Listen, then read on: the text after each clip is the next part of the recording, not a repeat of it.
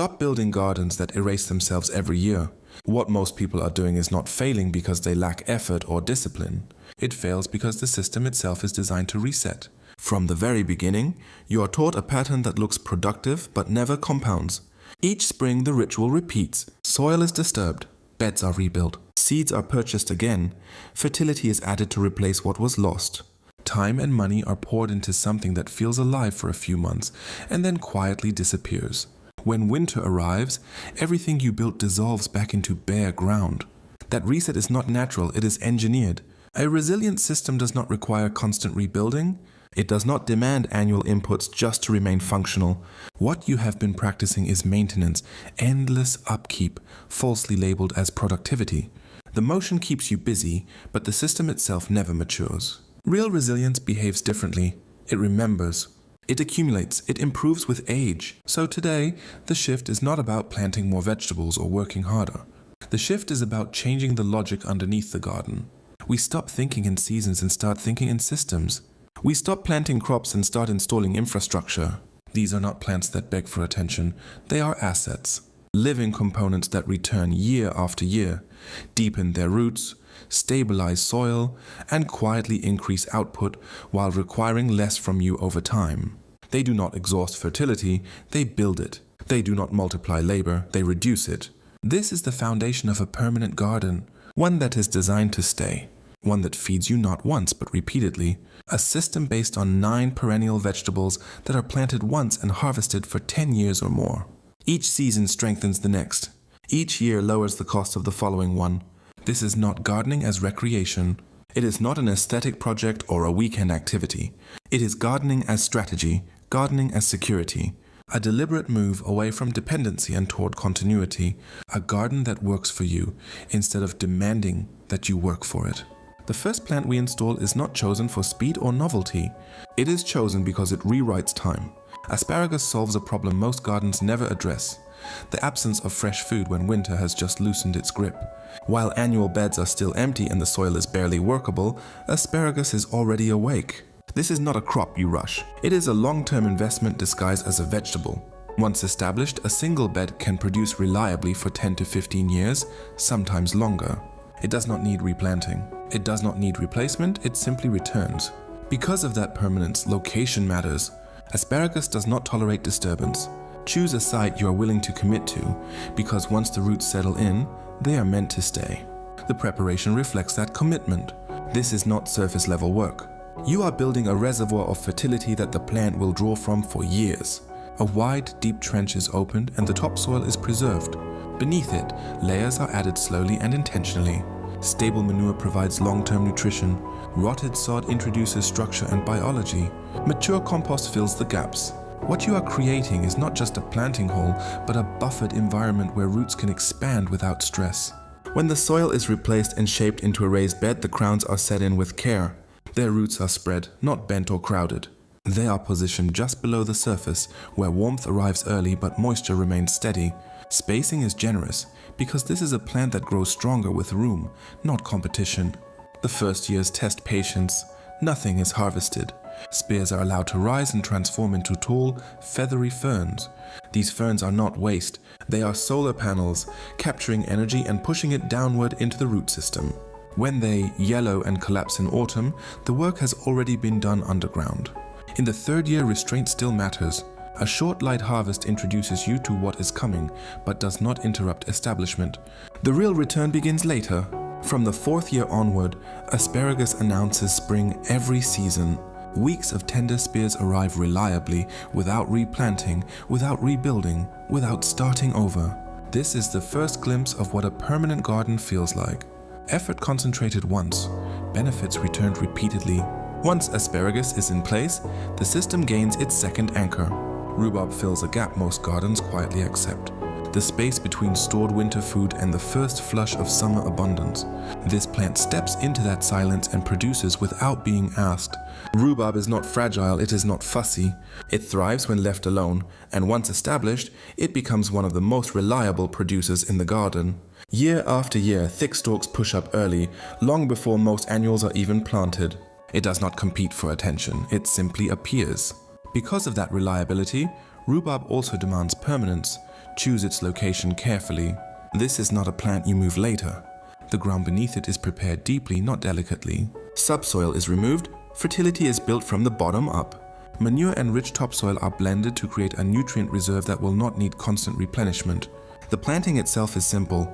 A division from a mature plant is set with the crown just visible at the surface. Nothing more is required. The plant already knows what to do. The first year is quiet. No harvesting, no interference.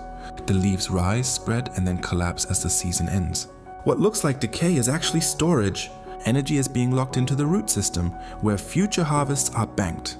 By the second year, restraint still applies. Only light harvesting is allowed, enough to taste but not enough to weaken the plant. Then, as seasons pass, the returns grow heavier. Thick, juicy stalks arrive in abundance, dependable and repeatable. Rhubarb does more than feed. It stabilizes, it reduces uncertainty. It replaces the anxiety of waiting with the confidence of knowing.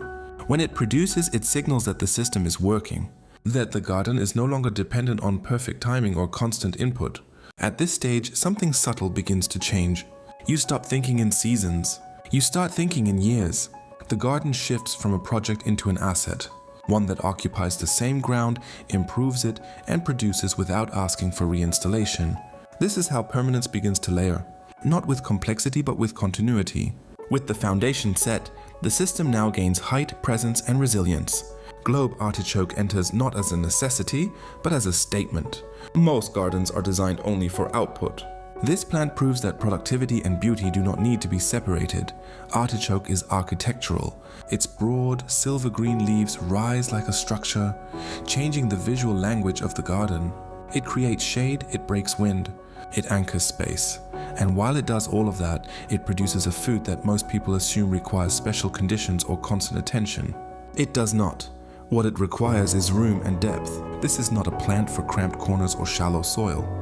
The ground beneath it is loosened deeply, enriched generously, and left largely undisturbed afterward. Organic matter is not an amendment here, it is the medium. Artichokes can be grown from seed or from suckers. Seed takes longer, but establishes a strong root system. Suckers provide speed, trading patience for immediacy.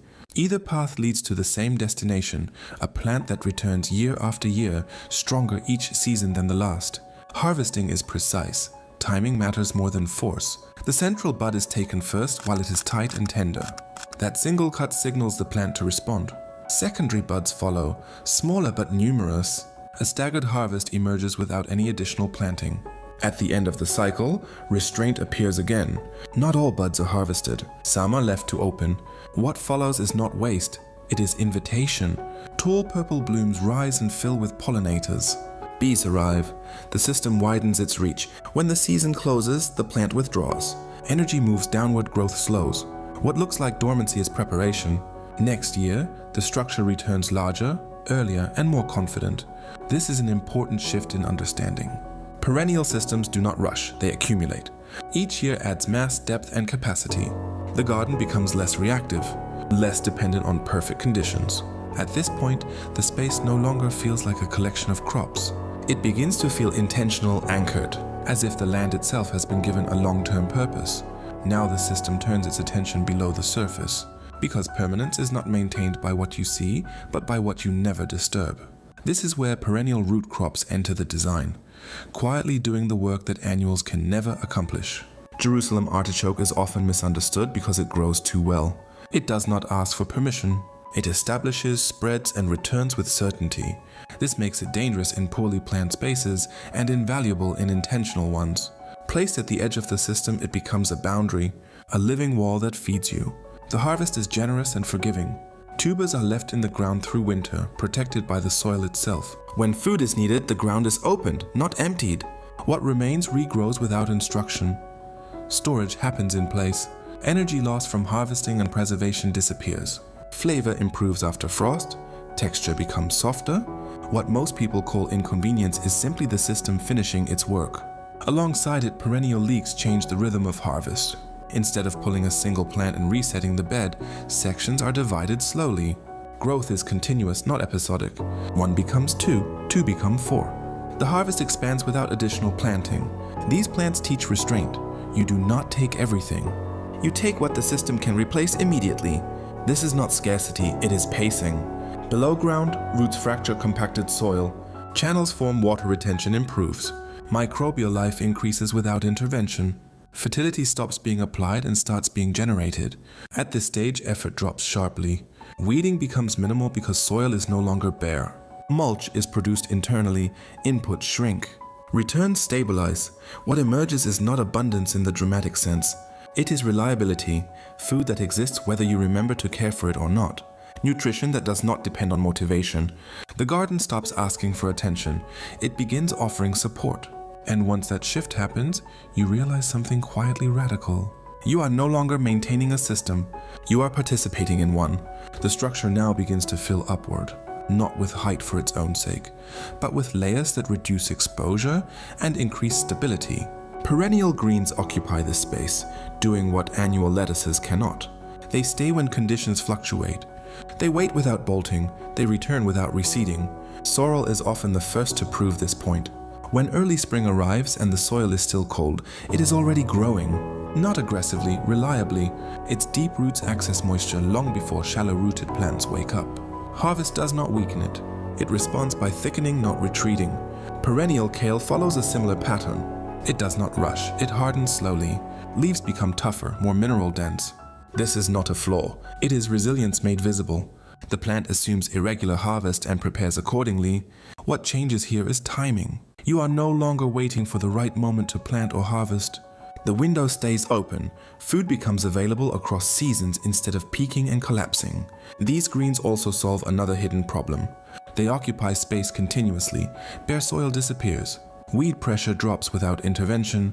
The system shades itself. Moisture remains where it belongs. Nutrition improves as well. Perennial plants allocate more resources to structure and defense. Minerals accumulate, flavors deepen. What you eat carries more information from the soil than from fertilizer. At this point, you may notice something subtle. The garden no longer feels fragile. Weather events matter less. Missed tasks stop being catastrophic. You are allowed to be inconsistent without penalty. This is not because the plants are stronger individually. It is because the system has memory. Growth resumes from existing structure instead of starting from scratch. Each season builds on the last. Nothing resets to zero. And once that becomes normal, the idea of planting everything every year starts to feel unnecessary, almost wasteful. Now take a moment to imagine walking through this garden 10 years from today. You reach for asparagus spears that emerge before any other green has dared to show itself. You cut tender sorrel leaves for a salad, their sharp lemony brightness a signal that spring has arrived. You dig up Jerusalem artichokes, the harvest effortless because the system has been working quietly, underground, all season. Each plant you touch, each bed you walk past, is a testament to patience, planning, and permanence. You are no longer responding to the garden. The garden is responding to you. It feeds you consistently, without panic or frenzy, without the endless cycle of resetting, replanting, and hoping for survival. Every year, it grows more resilient, more abundant, more capable of withstanding what life throws at it. Droughts, neglect, illness, or simply the march of time. This is more than food, this is freedom. A freedom born not from technology or convenience, but from understanding nature's rhythms and working with them. Every root, every crown, every perennial you plant is a small, living declaration that you will not be bound to cycles of waste and dependency. You are creating legacy, you are creating security, you are creating a garden that will outlast seasons, outlast trends, and outlast impatience. And now it's your turn. Plant these perennials. Build your resilient garden. Step into a future where you are no longer a worker for your food, but a co-creator with it. Take the first step today and watch as your efforts compound year after year, decade after decade. If you're ready to stop planting temporary gardens and start building lasting food security, like this video, subscribe for more strategies to grow a self-reliant perennial garden, and share it with anyone who wants to reclaim their freedom from the cycle of annual dependence. Start today and let the garden work for you, not the other way around.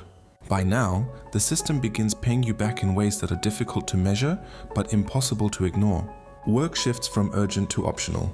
You no longer rush to plant because planting already happened years ago. You no longer rush to harvest because something is always available. The pressure that defines most gardens simply dissolves. This is where roots take over as the quiet backbone of the system. Not crops that demand perfect timing, but plants that wait underground, storing surplus energy instead of burning it. Jerusalem artichokes do this aggressively. They expand not as a threat, but as a buffer. In poor years, they compensate. In good years, they store excess without complaint. Good King Henry behaves differently. Slower, more reserved. It offers greens early, then steps back, conserving energy, while the rest of the garden competes for light. It does not dominate space, it anchors it. These plants are not selected for yield alone. They are selected for reliability under neglect. At this stage, you begin designing for absence. Vacations stop being a problem. Illness stops being a disaster. Even neglect becomes survivable. The system assumes you will not always be present, and it plans accordingly. This is the moment most people misunderstand permanence. They assume it means abundance without effort. It does not, it means continuity without collapse. Food that waits for you instead of demanding attention. You also notice a psychological shift. Scarcity thinking fades. You stop hoarding seed packets. You stop chasing new varieties. The system already works. Novelty becomes optional instead of necessary. What you are really building now is trust. Trust that the soil will regenerate without constant input. Trust that plants can self-regulate when chosen correctly. Trust that not everything needs management to remain productive. The garden stops being a project, it becomes background stability. And once you experience that, returning to annual dependency feels less like tradition and more like unnecessary risk.